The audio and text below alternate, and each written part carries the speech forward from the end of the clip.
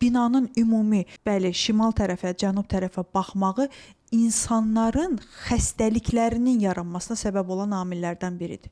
Məsələn, bəli, hansı tərəfdəki şimal tərəfə düşür, orada məsələn xəstəliyi olan bu sümük ağrılarına, revmatizma xəstəliyindən əziyyət çəkən adamların orada çox vaxt keçirməsinə qarşısı alınmalıdır və yaxud da ki, yer istiqaməti dəyişdirilməlidir.